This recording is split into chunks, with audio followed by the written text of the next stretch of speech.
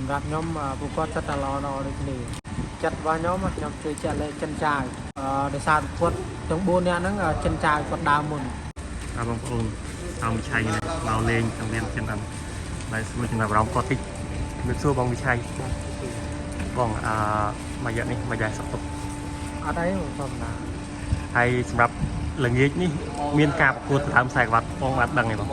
ដឹងបងដឹងមិនដែរគីឡូ63កន្លះត្រូវគីឡូជាមួយបងដែរមើលឃើញតែបៃកភាព4រូបសម្រាប់បងស្គាល់បៃកភាពដែលត្រៀមទៅដើមខ្សែក្បាត់នៅសម្ពាន PNN 4រូបហ្នឹងឯងបងសម្រាប់ខ្ញុំស្គាល់ប្រកួតទាំង4បងប្រកួតក្មេងៗសេរីក្រោយតែល្អដែលខាងស្ថានីយ៍ក៏ដូចជា sponsor គាត់បានផ្ដល់ឱកាសឲ្យប្រកួតទាំង4នាក់ហ្នឹងបានចូលលេងខ្សែក្បាត់ហ្នឹងពិតជាល្អណាស់ពីមុនមកធ្លាប់ជួបពួកគាត់ទាំង4នាក់ហ្នឹងទេអត់ទេបងគាត់ទៅសេរីក្រោយអត់ដែរជួបគ្នាទេហើយតាមបងមើលហ៊ានឲ្យភាគរយទៅអ្នកណាដែរមកទៅក្នុងចំណោមគាត់ទាំង4នាក់ហ្នឹងសម្រាប់ខ្ញុំពួកគាត់ចិត្តតែល្អដូចគ្នាប៉ុន្តែសម្រាប់ខ្ញុំចិត្តរបស់ខ្ញុំជួយចាក់លេខចិនចាយបាទហេតុអីបងខ្ញុំឃើញដោយសារពុទ្ធទាំង4នាក់ហ្នឹងចិនចាយគាត់ដើមមុនហើយខ្ញុំឃើញថាមួយរយៈចុងក្រោយនេះចិនចាយគាត់ល្អដែរហើយពួកគាត់បងប្អូន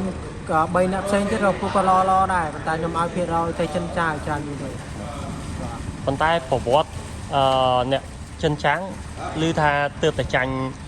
ពេជ្រសៃវ៉ាថ្មីហ្នឹងទេចាញ់សន្លប់ទឹក2ទៀតបាទតែលើកនេះគាត់ចាប់ឆ្នោតជួបជុំទី1សម្រាប់ដោយសារតែលើកមុនគាត់ប្រកួតមកតង់ជុំទី2ចឹងប្រកួតលើកទី1គាត់រៀងអស់កម្លាំងចឹងសារហ្នឹងខ្ញុំឲ្យភាគរយទៅចិនចាយច្រើនជាងសម្រាប់បងមើលឃើញថាប្រកួតបើសិនបើចិនចាងជួបពេជ្រសៃវ៉ាម្ដងទៀតបាទអាចនឹងចប់ទឹកទេមកទៅគូហ្នឹងសម្រាប់ខ្ញុំគិតថាចប់ទឹកបង3ទឹកបាទបើជួបជុំចុងក្រោយ5ទឹកហ្នឹងបាទបើជួបគ្នាជុំចុងក្រោយ5ទឹកខ្ញុំគិតថាចប់ទឹកទេអត់ចប់ទេបាទអាចនឹងមានអ្នកស្លាប់បាទហើយសម្រាប់បងបើសិនបើមាននរណាឡើងដដើមខ្សែក្បាត់នឹងបានបើសិនបើគេដាក់ឲ្យលេងដាក់ខ្សែក្បាត់ជាមួយបងអីមិនដែរបាទមានអីបងខ្ញុំស្វាគមន៍ពួកគាត់តែប្រហែលជាខ្ញុំគិតថាប្រហែលជាមិនអាចទេបងដោយសារតែវាកម្រិតនៅខុសគ្នាអាចថាកម្រិតពួកគាត់នៅមានកម្រិតណាបាទពួកគាត់នេះគេរៀបចំឲ្យនៅកម្រិតដូចថា B តែគាត់ថាពួកគាត់ B រៀងទៀតចឹងណាបងតែខ្ញុំក៏មិនគិតថាខ្ញុំកម្រិត A ដែរខ្ញុំស្រ័យទៅលើពុកម៉ែបងប្អូនគាត់ដឹងស្រាប់ហើយថាលំដាប់ខ្ញុំគួរមិនអីពួកគាត់មិនចឹងណាបងសម្រាប់បងមើលឃើញថាវាល្អមិននៅពេលដែលសង្វៀនគេរៀបចំឲ្យកីឡាករដែលមានកម្រិតអាចថាល្មមមានឱកាសបានក្រុងខ្សែក្បាត់ចឹងបងសម្រាប់ខ្ញុំសប្បាយចិត្តបងដោយសារតែខ្ញុំប្រឡូកគុណខ្មែរយូរដែរហើយមិនងាយទេបងគេមិនងាយផ្ដល់ឱកាសគេថាលំដាប់ដូចពួកគាត់ចឹងគេមិនងាយបង្កើតកម្មវិធីចឹងឲ្យយើងប្រកួតចឹងបងដោយសារតែ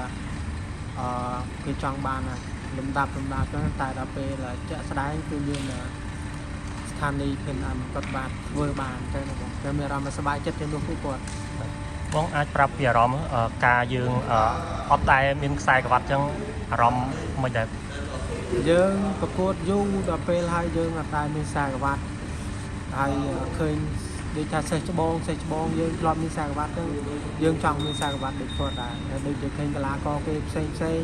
គេមកប្រកួតក្រៅយើងគេមានខ្សែក្បាត់ចឹងណាបងហើយយើងអត់ទាន់មានខ្សែក្បាត់យើងមានអារម្មណ៍ខ្មាស់គេសម្រាប់បងមានពាក្យពេចន៍អីជូនពរពួកគាត់ទាំង4នេះសម្រាប់ការប្រកួតដើមខ្សែក្បាត់នេះ